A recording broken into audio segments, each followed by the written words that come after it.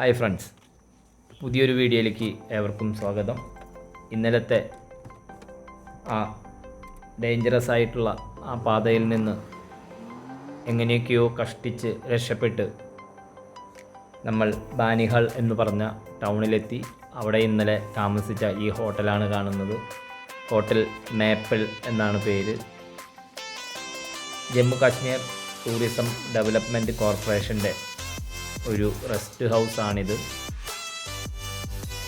Charge കുറവാണ്, 600 plus tax ആണ്. കുഴപ്പമില്ല എന്നേ ഉള്ളൂ. റൂം അത്ര നല്ലതൊന്നുമല്ല, എന്നാലും കുഴപ്പമില്ല. ആ മഴയൊക്കെ കഴിഞ്ഞ് രാത്രിയിൽ ഈ റൂം കിട്ടിയത് തന്നെ വളരെയധികം ഗുണം ചെയ്തു. അല്ലെങ്കിൽ ഒത്തിരി അന്വേഷിച്ച് നടക്കേണ്ടി വന്നേനെ. ഇവിടെ നിന്ന് റൂം വെക്കേറ്റ് ചെയ്ത് വീണ്ടും യാത്ര തുടങ്ങി. ഇതാണ് ആ കൊച്ചു പട്ടണം, ബാനിഹാൾ പട്ടണം. മഴയത്ത് ആകെ ചെളിയായി, ചെളി കെട്ടിക്കിടക്കുന്നു. ഒരു കൊച്ചു പട്ടണമാണ് ഈ ബാനിഹാൾ. കഴിഞ്ഞ വീഡിയോകളിലെല്ലാം നമ്മളത് പറഞ്ഞിട്ടുണ്ടായിരുന്നു. ഈ യാത്രയിൽ കാശ്മീരിൻ്റെ മനോഹരമായ പർവ്വതങ്ങളും പച്ചപ്പുള്ള താഴ്വാരങ്ങളും ഈ മനോഹരമായ കൊച്ചു നഗരങ്ങളും എന്നിവ കണ്ടുള്ള ഒരു യാത്രയാണ് നമ്മൾ മനസ്സിലാഗ്രഹിക്കുന്നത്. പ്രകൃതി ചതിച്ചാൽ നമുക്കിതൊന്നും കാണാൻ പറ്റില്ല. കാരണം അവിടെ മലനിരകളെല്ലാം ഇന്നലത്തെ പോലെ കോടമഞ്ഞ് മൂടി കിടക്കുന്ന ഒരു അന്തരീക്ഷമായിരുന്നു ഇന്നലെ. എൻ്റെ ഈ യാത്ര ഞാൻ വീട്ടിൽ നിന്ന് തുടങ്ങി. വീട്ടിൽ നിന്ന് തൃശ്ശൂർ ജില്ലയിലെ ഞങ്ങളുടെ ഗ്രാമത്തിൽ നിന്ന് തുടങ്ങി കന്യാകുമാരിയിൽ നിന്ന് പുറപ്പെട്ട് ഇന്ന് ശ്രീനഗർ ഞാൻ എത്തും. ഇന്നെൻ്റെ 31ാമത്തെ ദിവസം. ഒരു മാസം എടുത്തു ഞാൻ കന്യാകുമാരി ടു ശ്രീനഗർ വരെ വരാൻ. അതായത് എല്ലാവരും പറയുന്ന പോലെ കന്യാകുമാരി മുതൽ കാശ്മീർ വരെ എന്ന് പറയാം. അപ്പോൾ എൻ്റെ യാത്രയുടെ 31 ദിവസം പൂർത്തീകരിച്ചാണ് ഞാനിവിടെ എത്തിയിരിക്കുന്നത്. ഇന്നലെ കണ്ട പേടിപ്പെടുത്തുന്ന യാത്ര ഇനിയും ധാരാളമുണ്ട്. ഇവിടെ നിന്ന് ശ്രീനഗർ എത്തി. ശ്രീനഗറെല്ലാം ഒന്ന് കണ്ട് അവിടെ നിന്ന് നമുക്ക് ലഡാക്ക് പോകുമ്പോൾ മഴയാണെങ്കിൽ അവിടെയും വളരെയധികം പ്രശ്നങ്ങളുള്ള ഏരിയയാണ്. എന്താവുമെന്ന് നമുക്ക് നേരിട്ട് തന്നെ കണ്ടറിയണം. കാലാവസ്ഥയെല്ലാം, പ്രവചനങ്ങളെല്ലാം മോശമാണ് എന്നാണ് അറിഞ്ഞത്. മഴ ശക്തമാകുകയാണ്. നമുക്ക് ഈ ബാനിഹാലിൽ നിന്ന് ശ്രീനഗറിലേക്ക് 95 കിലോമീറ്റർ മാത്രമേ ദൂരമുള്ളൂ. എങ്കിലും ഒരു 4 മണിക്കൂർ സമയമെടുക്കണം അങ്ങോട്ടേക്കുള്ള യാത്ര. നമ്മൾ സഞ്ചരിക്കുന്നത് NH44 കൂടെയാണ്. NH44 ഒരുവിധം നല്ല റോഡായി മെയിൻറ്റെയിൻ ചെയ്തു പോകുന്ന റോഡാണ്. നമ്മൾ കേട്ടിട്ടുണ്ടാവും. കന്യാകുമാരിയിൽ നിന്ന് ഇത് ശ്രീനഗർ വരെയുള്ള ഒരു ഇന്ത്യയുടെ നടുവിലൂടെ പോകുന്ന ഒരു റോഡാണ് NH44. ഈ യാത്രയിലാണ് നമ്മൾ കഴിഞ്ഞ തവണ പറഞ്ഞിട്ടുള്ള ജവഹർ ടണൽ എത്തുന്നത്. നമുക്കും അതിനുള്ളിലൂടെയുണ്ട് യാത്ര. ഈ ബാനിഹാൾ ടൗൺ നോക്കുമ്പോൾ ഞാൻ പോകുന്ന ഈ പ്രദേശം അത്ര വൃത്തിയൊന്നുമുള്ള പ്രദേശമായി എനിക്ക് തോന്നുന്നില്ല. എന്നിരുന്നാലും മഴയൊക്കെ പെയ്ത് ഉള്ള ഒരവസ്ഥ കൊണ്ടായിരിക്കാം ഇങ്ങനെ. കുഴപ്പമില്ല, അത്രമാത്രം. രാവിലെ തന്നെ ആയ കാരണം തിരക്കൊന്നുമില്ല. അമർനാഥ് തീർത്ഥയാത്രക്കാരുടെ ഓരോ വണ്ടികൾ മാത്രമാണ് ഇതിലെ പോകുന്നത്. കച്ചവട സ്ഥാപനങ്ങളെല്ലാം തുറന്നിരിക്കുന്നുണ്ട്.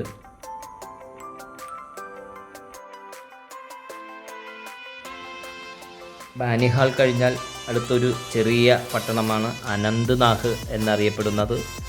ഈ അനന്ത്നാഗിലേക്ക് ഇവിടെ നിന്ന് ഒരു 55 കിലോമീറ്റർ കൂടി ദൂരമുണ്ട്.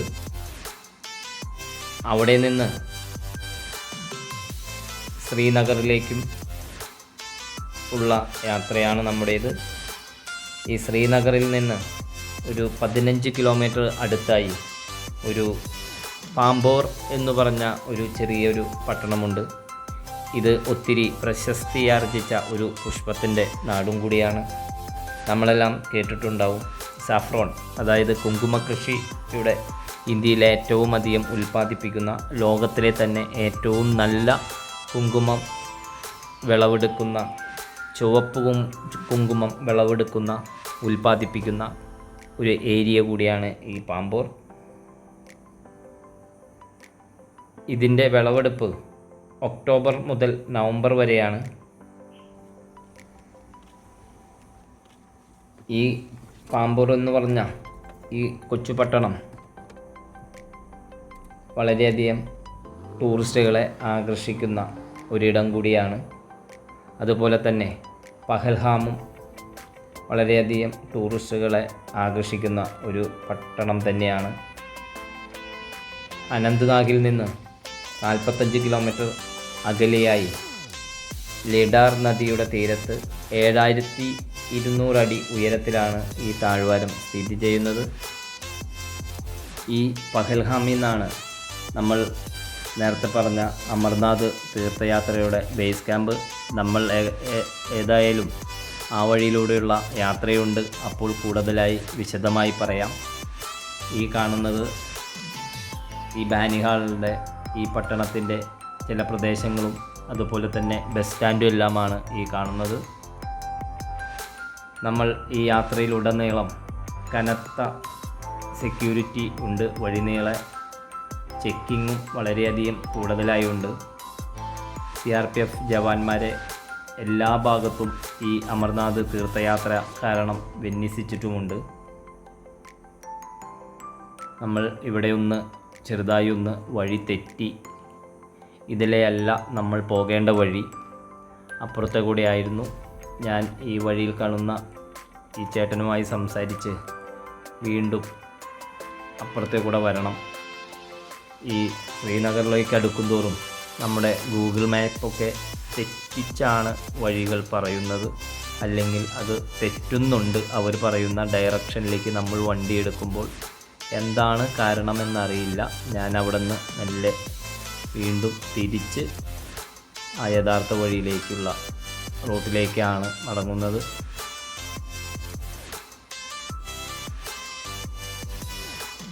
ഇതും ഇവിടുത്തെ ടൂറിസ്റ്റുകളെ കൊണ്ടുപോകുന്നതിനുള്ള ടാക്സി സ്റ്റാൻഡും അവർ ഇവിടെ എത്തുമ്പോൾ പാർക്ക് ചെയ്യാനുള്ള ഒരു ഏരിയയും കൂടിയാണ്. ഈ ചേട്ടനോടും ഞാൻ വഴി ചോദിച്ചു. ആ ചേട്ടൻ എനിക്ക് വഴി പറഞ്ഞു തരുവാണ്.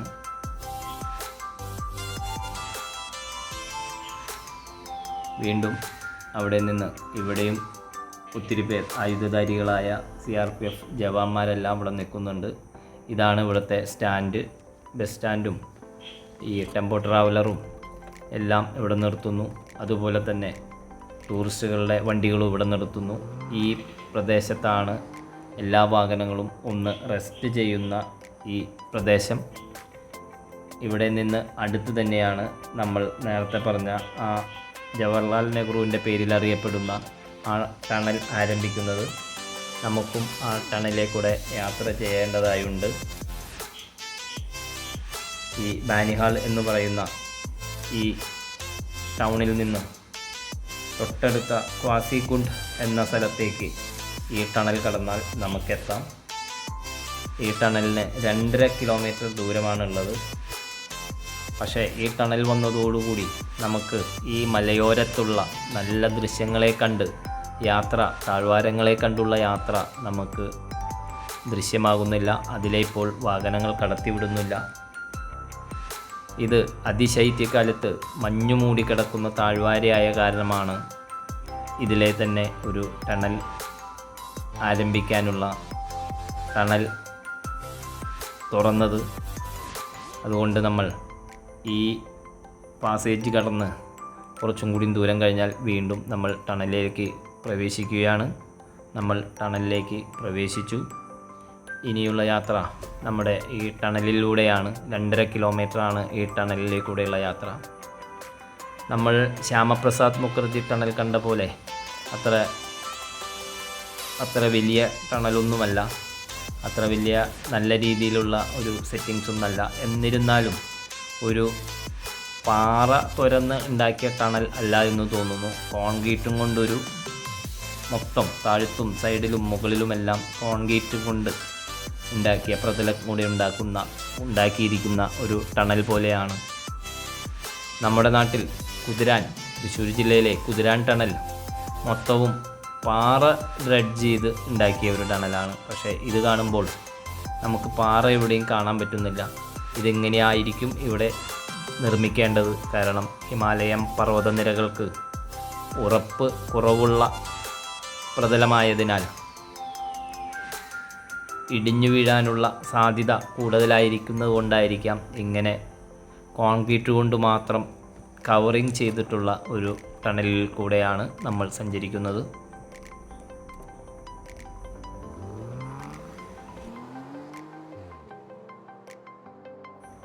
അങ്ങനെ ഈ ടണലിൽ കൂടെ നമ്മൾ യാത്ര തുടരുന്നു. ഞാൻ കഴിഞ്ഞ വീഡിയോയിൽ ഇതിനെപ്പറ്റി പറഞ്ഞിട്ടുണ്ടായിരുന്നു, ഈ ടണലിൻ്റെ വിശദാംശങ്ങൾ. അതുകൊണ്ട് ഇന്ന് ഇതിനെപ്പറ്റി അധികം നമുക്ക് സംസാരിക്കേണ്ടതില്ല.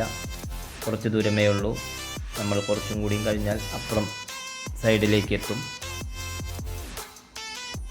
ഇവിടെ നിന്ന് ഈ യാത്ര കഴിഞ്ഞ് ശ്രീനഗർ എത്തുമ്പോൾ ഏകദേശം ഒരു 12 മണിയോടുകൂടി എത്താമെന്നാണ് കണക്കാക്കുന്നത്.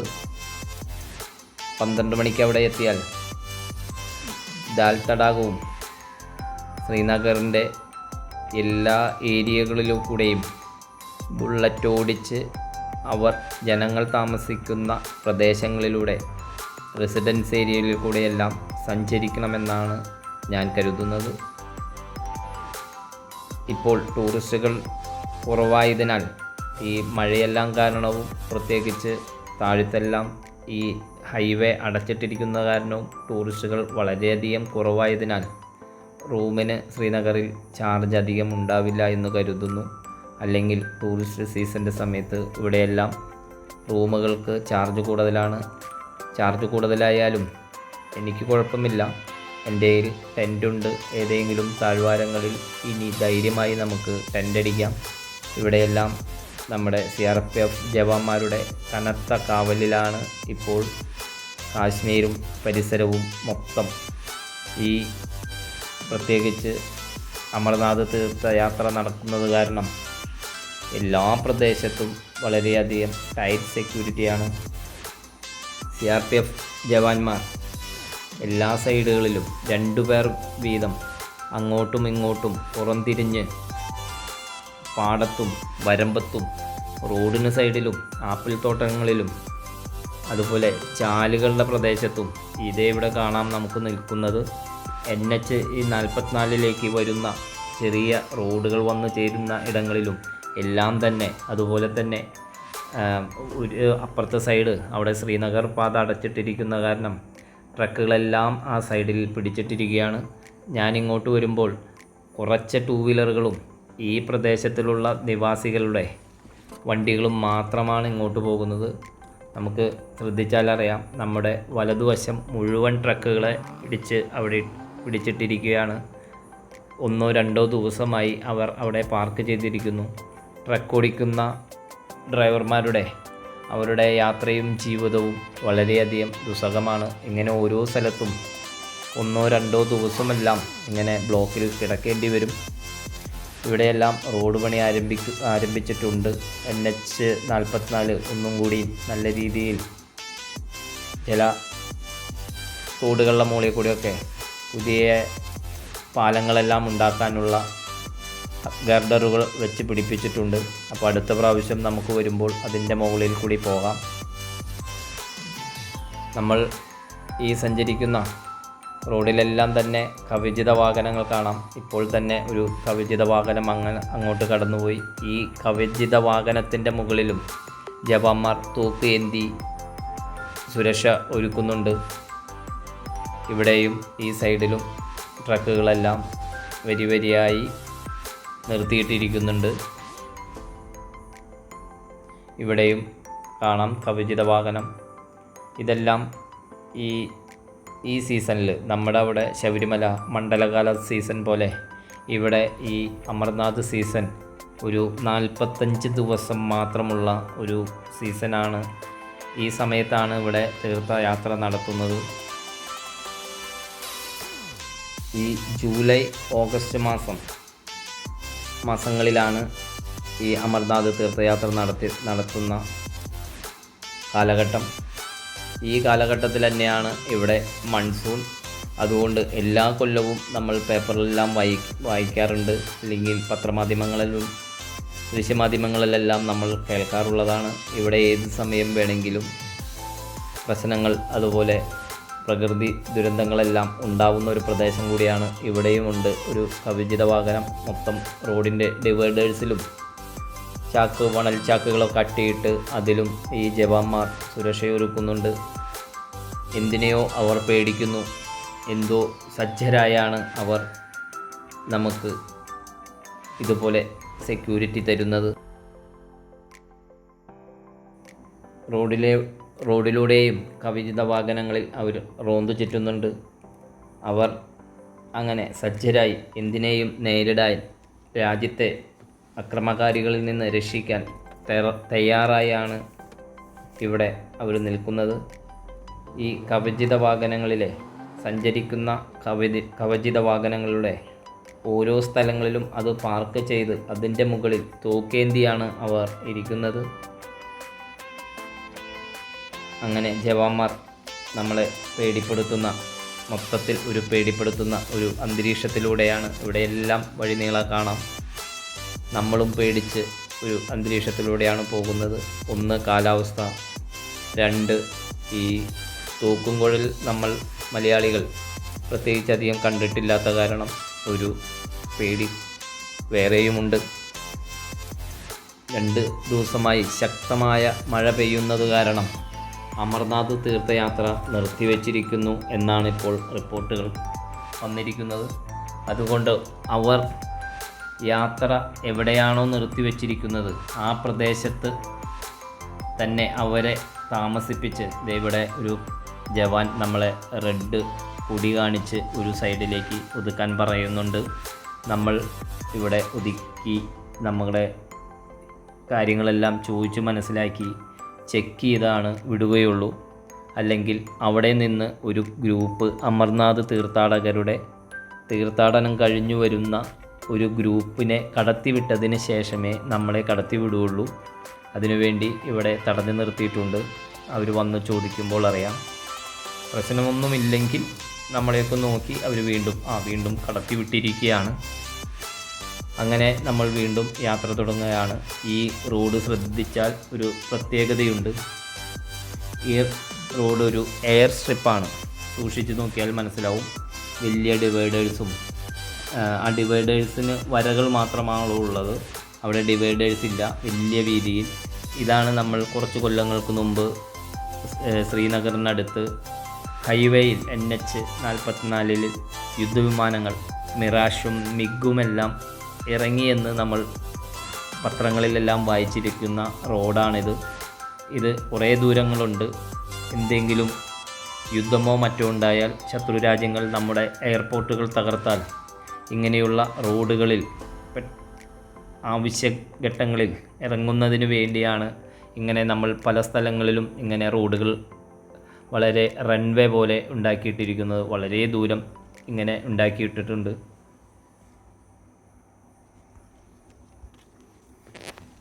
പഹൽഗാമിലെ ടെൻറ്റിലും തീർത്ഥാടകർ ഒത്തിരി നിറഞ്ഞു എന്നാണ് അറിഞ്ഞത്. അതിനാലാണ് ഇപ്പോൾ അവിടെ തടഞ്ഞപ്പോൾ അവർ പറഞ്ഞത്. അതിനാൽ അവരെ ക്രമീകരിച്ചതിന് ശേഷമാണ് പുതിയ ബാച്ചിനെ ഇനി അങ്ങോട്ട് കടത്തുകയുള്ളൂ. അതുകൊണ്ടാണ് ഇതുപോലെ തന്നെ വളരെ കനത്ത സെക്യൂരിറ്റിയും അതുപോലെ ട്രക്കുകളെ കടത്തിവിടാതെയും അവർ താമസിക്കുന്ന സ്ഥലങ്ങൾക്ക് ചുറ്റും ഇരുമ്പിൻ്റെ മുള്ളുവേലികൾ സജ്ജമാക്കി ആ മുള്ളുവേലിയെല്ലാം ഇട്ട് ആയുധധാരികളായ ജവാന്മാരെ കാവൽ നിർത്തിയൊക്കെയാണ് സംരക്ഷിച്ച് കൊണ്ടുപോകുന്നത്. ആ റോഡ് ഇവിടം വരെയുള്ളൂ. ആ വിമാനങ്ങൾ ഇറങ്ങി അതിൻ്റെ ഓടേണ്ട ദൂരം മാത്രമായിരിക്കും. ഇവിടെയും കാണാം ഒരു വലിയ കവചിത വാഹനം തൊട്ട് മുന്നിലുമുണ്ട്. അങ്ങനെ കനത്ത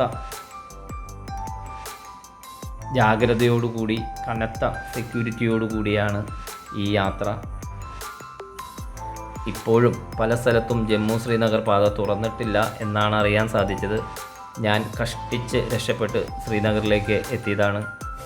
ഇന്നലെ നടന്ന സംഭവങ്ങൾ കഴിഞ്ഞ വീഡിയോയിൽ നമ്മൾ കണ്ടിട്ടുണ്ടാവും എന്ന് വിശ്വസിക്കുന്നു. പേടിപ്പെടുത്തുന്ന വീഡിയോകളാണ് അത്. അപ്പോൾ അവിടെ നിന്ന് നമ്മൾ ഇവിടെയെല്ലാം സൈഡിലെല്ലാം ജവാന്മാർ കാവലുണ്ട്, നിറയെ ജവാന്മാർ കാവലുണ്ട്.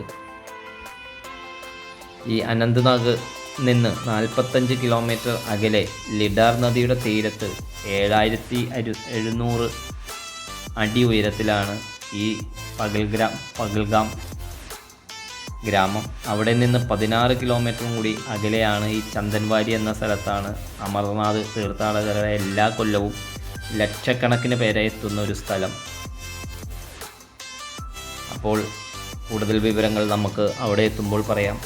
ഈ പ്രദേശത്തെല്ലാം തന്നെ ബാറ്റുകൾ ധാരാളം ഉൽപ്പാദിപ്പിക്കുന്ന ഫാക്ടറികളാണ് ഈ സൈഡിലെല്ലാം കാണുന്നത്. ഈ മരങ്ങളെല്ലാം ഈ ബിൽഡിങ്ങിൻ്റെ മുകളിലൊക്കെ അട്ടിയിട്ടേക്കണ മരങ്ങൾ കാശ്മീരി വില്ലോ മരങ്ങൾ കൊണ്ടുണ്ടാക്കിയ ബാറ്റുകളാണ്.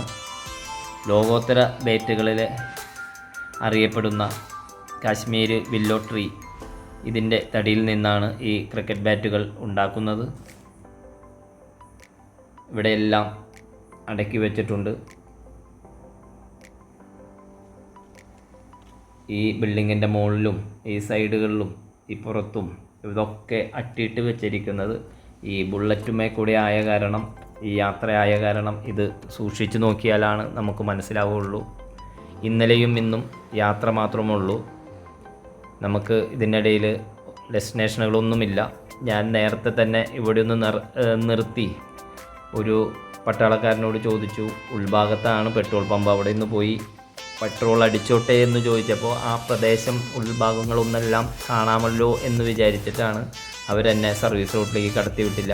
ഇവിടെ നിന്ന് 25 കിലോമീറ്ററും കൂടി മുന്നോട്ട് പോയാൽ NH സൈഡിൽ തന്നെ ഒരു പെട്രോൾ പമ്പ് ഉണ്ട്. അവിടെ നിന്ന് പെട്രോൾ അടിച്ചോളാനാണ് അവർ എന്നോട് പറഞ്ഞത്. അങ്ങനെ നമ്മളെ ഉൾഭാഗത്തേക്ക് പോലും വിടാതെ അത്രയും കനത്ത കാവലൊരുക്കുന്നത് എന്തിനാണെന്ന് ഇപ്പോഴും മനസ്സിലാവുന്നില്ല. മഴ ശക്തമാണ്, അതുകൊണ്ടാണ് തൊട്ട് സൈഡിൽ കൂടെ പോകുന്ന ആ ചെറിയ നദിയിലും നിറച്ച് കലങ്ങി മറിഞ്ഞാണ് വെള്ളം പോകുന്നത്. നമ്മുടെ ഇടത്ത് വശത്ത് കൂടെ പോകുന്നത് കാണാം. ഇവിടെ നിന്ന് ഇനി കുറച്ച് ദൂരം കൂടിയുള്ളൂ നമ്മുടെ ശ്രീനഗറിലേക്ക്. അപ്പോൾ ഞാൻ പറഞ്ഞ ഇത്രയും ദിവസത്തെ 31 ദിവസത്തെ അധ്വാനത്തിൻ്റെ ഫലം കാശ്മീർ ടു കന്യാകുമാരി ടു കാശ്മീർ വരെ നമ്മൾ എത്താൻ പോകുന്നു. അങ്ങനെ ഇന്നത്തെ യാത്ര കാശ്മീരിലെത്തി അവിടെ മുഗൾ ഗാർഡനും അതുപോലെ ഡാൽ ലേക്കും എല്ലാം ചുറ്റിക്കറങ്ങി അതിൻ്റെ വീഡിയോയുമായി അടുത്ത വീഡിയോയിൽ നമുക്ക് കാണാം. എൻ്റെ വീഡിയോ കാണണം, നമുക്കതിനൊരു സബ്സ്ക്രൈബ് ചെയ്യണം, സപ്പോർട്ട് ചെയ്യണം. ഇത് ഇനിയും ഈ യാത്രയുടെ നല്ല വിശേഷങ്ങളുമായി നമുക്ക് കാണാം.